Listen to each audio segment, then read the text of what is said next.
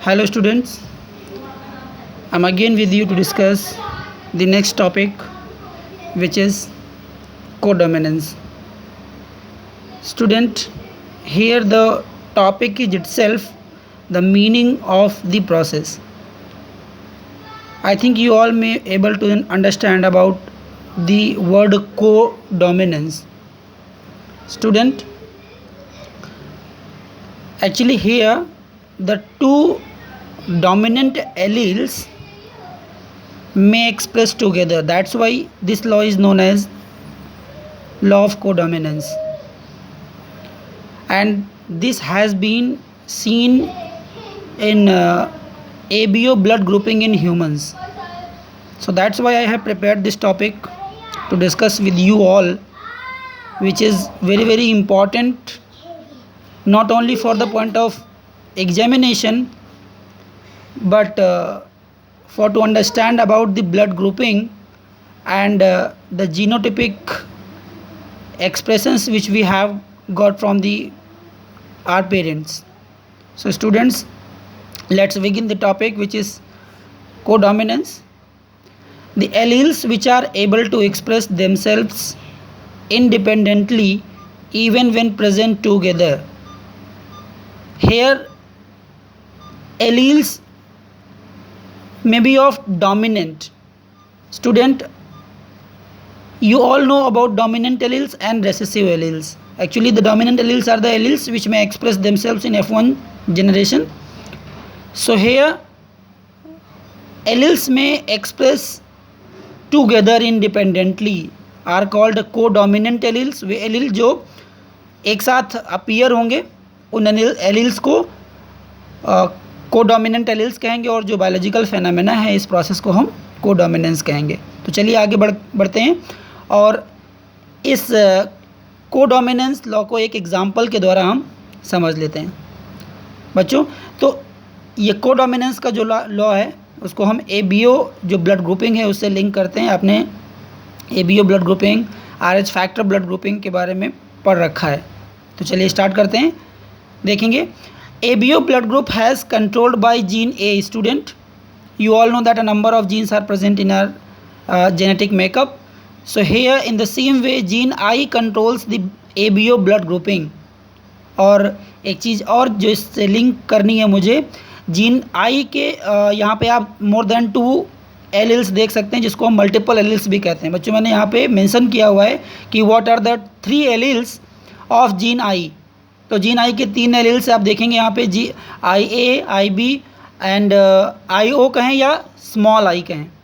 अब इन दोनों में इन 3 alleles which are the of I gene which में controls the ABO blood grouping in human beings. तो यहाँ पे आप देख रहे हैं IA और IB. एक्चुअली स्टूडेंट्स ये जो 2 एलील्स हैं ये डोमिनेंट एलील हैं, और जो last small I gene allele है ये रेसेसिव एलील है. बहुत ही क्लियर आप ध्यान दीजिएगा, ये रेसेसिव एलील है, यानी कि ये एक्सप्रेस नहीं होगा, ठीक है, और ना ही ये किसी भी सरफेस एंटीजेंस को प्रोड्यूस करेगा. अभी हम आगे देखेंगे कि जैसे कि ये एलील है IA, ये सरफेस एंटीजन A को प्रोड्यूस करेगा, IB सरफेस एंटीजन B को प्रोड्यूस करेगा, लेकिन स्मॉल आई ये एंटीजन ये एलील किसी भी प्रकार के एंटीजेंस को प्रोड्यूस नहीं करेगा, ठीक है. तो आगे देखते हैं. IA and IB produce RBC surface antigens, sugar polymer A and ये A और B क्या हैं, ये शुगर पॉलीमर्स हैं जो कि सरफेस RBC सरफेस एंटीजेंस हैं. तो IA शुगर पॉलीमर A को प्रोड्यूस करेगा और IB शुगर पॉलीमर B को प्रोड्यूस करेगा, whereas I does not produce any antigen. तो इस प्रकार I को किसी भी एंटीजन को प्रोड्यूस नहीं करेगा, ठीक है. आगे बढ़ते हैं नेक्स्ट स्टेटमेंट में. तो चूँकि IA और IB सरफेस एंटीजन A और B को प्रोड्यूस कर रहे हैं, इस वजह से ये डोमिनेंट होंगे किस पे, हाँ, स्मॉल आई पे, ठीक है, क्योंकि स्मॉल आई किसी भी सरफेस एंटीजन को प्रोड्यूस नहीं कर रहा है. Hence IA and IB are dominant alleles and I is recessive alleles as in IA. यहाँ पे आप देखेंगे IA और स्मॉल आई. अब यहाँ पे जो ये सीक्वेंस है या ये इस तरीके का जो जीनोटाइप होगा, it is very clear to you all students that यहाँ पे कौन सा एंटीजन प्रोड्यूस होगा, एंटीजन ए प्रोड्यूस होगा। इस कंडीशन में एंटीजन बी प्रोड्यूस होगा। लेकिन अगर कोई कंडीशन ऐसी बनती है जिसमें ये एलील दोनों एक साथ आते हैं, आई ए और आई बी, तो आप सब जानते हैं कि क्या एंटीजन बनेगा, हाँ एंटीजन ए बी। और antigen A B blood grouping का एक फैक्टर है। आप सब जानते हैं कि इंडिविजुअल्स में ए बी ब्लड ग्रुपिंग पाई जाती है। चलिए आगे देखते हैं नेक्स्ट पॉइंट पे। When I A and I B are present together, मैंने अभी ऊपर कहा आपसे कि अगर ये दोनों एक साथ होंगे, both express equally and produce the surface antigen A and B. तो अब चूंकि ये दोनों ये कोडोमिनेंसी यहाँ पे एक्सप्रेस कर रहे हैं, तो ये दोनों अपने अपने सरफेस एंटीजन्स को प्रोड्यूस करेंगे और ये इस प्रकार कोडोमिनेंस को शो करेंगे।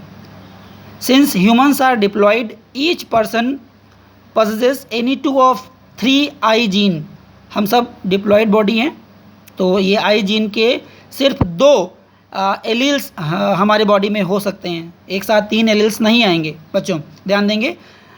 Resulting into 6 different genotypic combinations and 4 phenotypic expressions. तो इसके लिए एक टेबल छोटी सी है जो कि आप सब बहुत ही आसानी से उसको समझ पाएंगे।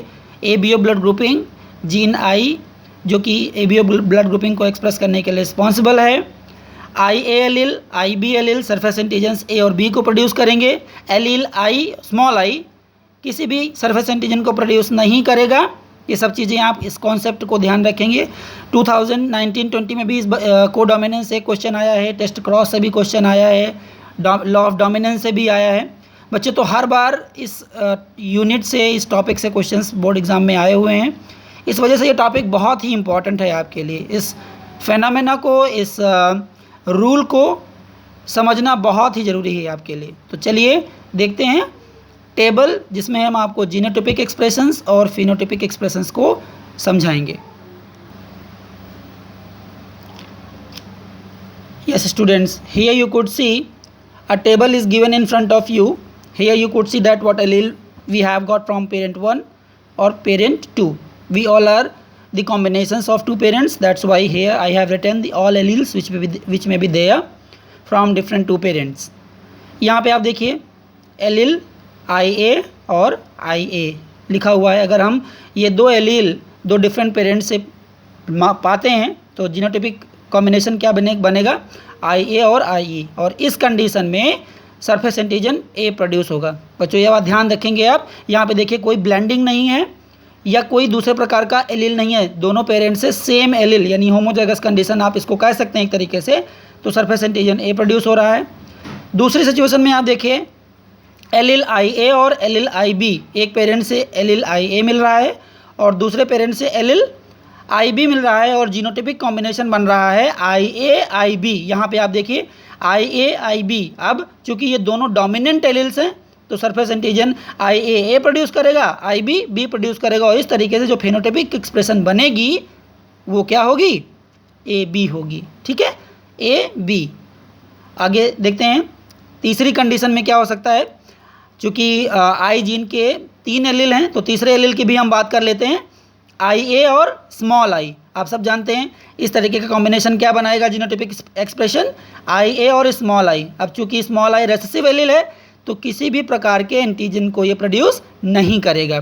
हाँ, आई ए चूँकि डोमिनेंट एलील है और ये सरफेस एंटीजन ए को प्रोड्यूस करेगा, और इस प्रकार जो ब्लड ग्रुपिंग होगी वो कौन सी होगी, हाँ ए ब्लड ग्रुप होगा। ठीक है, तो उम्मीद है कि यहाँ पे आपको कोई कन्फ्यूज़न नहीं हो रही होगी। आगे बढ़ते हैं एलील बी पे। ठीक है, अब दोबारा पेरेंट 1 में एलील बी लेते हैं, पेरेंट 2 में भी अगर एलील बी आता है तो सेम जो कॉम्बिनेशन पहले केस में बना हुआ था जब आई ए दोनों पेरेंट से मिल रहा था, उसी प्रकार आई बी मिलने पे कॉम्बिनेशन जीनोटाइपिक कॉम्बिनेशन क्या बनेगा, आई बी और आई बी बनेगा। अब चूँकि होमोजाइगस कंडीशन है तो यहाँ पे सरफेस एंटीजन कौन सा प्रोड्यूस होगा, बी। हाँ बच्चों, तो बी सरफेस एंटीजन इस कॉम्बिनेशंस के साथ प्रोड्यूस होंगे। नेक्स्ट कंडीशन भी देख लेते हैं जो कि 5वीं कंडीशन है, आई बी और स्मॉल आई। अब इस तरीके से जीनोटाइपिक कॉम्बिनेशन होगा आई बी और small I. Small I recessive allele होने के नाते कोई भी एंटीजन को प्रोड्यूस नहीं करेगा, और आई बी जो कि डोमिनेंट एलील है सरफेस एंटीजन बी को प्रोड्यूस करेगा। ठीक है, और अगर कंडीशन दोनों पेरेंट्स में स्मॉल आई की बनती है हाँ बच्चों, स्मॉल आई तो जीनोटाइपिक कॉम्बिनेशन होगा स्मॉल आई और स्मॉल आई किसी भी सरफेस एंटीजन को प्रोड्यूस नहीं करता है। कोई भी एंटीजन ना तो ए होगा ना बी होगा, और उस कंडीशन में हम क्या लिखते हैं, ओ सरफेस एंटीजन होगा, यानी कि ब्लड ग्रुप ना तो ए होगा ना ए बी होगा ना बी होगा, क्या ब्लड ग्रुप होगा, ओ ब्लड ग्रुप होगा। तो इस प्रकार आप देखिए यहाँ पे ये 6 डिफरेंट जीनोटाइपिक एक्सप्रेशंस आपको मिलती हैं, I A I A small I B small I और स्मॉल आई। यहाँ पे कोई भी कॉम्बिनेशंस एक जैसे नहीं हैं, सारे कॉम्बिनेशंस अलग हैं। तो इस तरीके से हम कह रहे हैं कि जो जीनोटाइपिक कॉम्बिनेशन है या जो एक्सप्रेशन है वो कितना है, 6 है। यहाँ पे आप देख लीजिए ए बी, अब ए बी जो है वो कोडोमिनेंट एलील, यहाँ पे आपको कोडोमिनेंट वाला जो फिनोमेना अभी आपको मैंने समझाया, जो आपने पीछे भी देखा, यहाँ पे आपको रिप्रेजेंट हो रहा है। बाकी ये तो नॉर्मल केसेस हैं कि जब एक जैसे होमोजाइगस कंडीशन होगी तो वो सिर्फ एक ही एंटीजन को प्रोड्यूस करेंगे, एक साथ 2 एंटीजन्स को तो प्रोड्यूस ये कंडीशन कर ही नहीं सकती, ना तो ये कर सकती है। सिर्फ ये कंडीशन दोनों डोमिनेंट एलील्स के एक्सप्रेशंस को या सरफेस एंटीजन्स को प्रोड्यूस करेगी, जो कि ए बी कंडीशन कहलाएगी। तो यहाँ पर नॉर्मल है, तो ये एक नंबर 1 ऑफ जो आपका फिनोटाइपिक एक्सप्रेशन 1 हो गया, फिर ये 2 हो गया और ये कॉमन हो गया इसके साथ, तो इसको तो हम काउंट नहीं करेंगे। फिर ये नंबर 3 हो गया, ये भी इसके साथ कॉमन हो गया, और ये 4th। तो 4 जो आपका फिनोटाइपिक एक्सप्रेशन यहाँ पे आएगा वो क्या होगा, 4 फिनोटाइपिक एक्सप्रेशंस आपको मिल जाएंगी। So students, this law of codominance is very very significant for you to understand all the concepts which I have taught to you. If you have any problem, any doubt, any confusions related to the topic, I am ready to discuss with you. You can ask your query, and thanks for watching this video. We will again meet together on tomorrow. Stay safe, take care.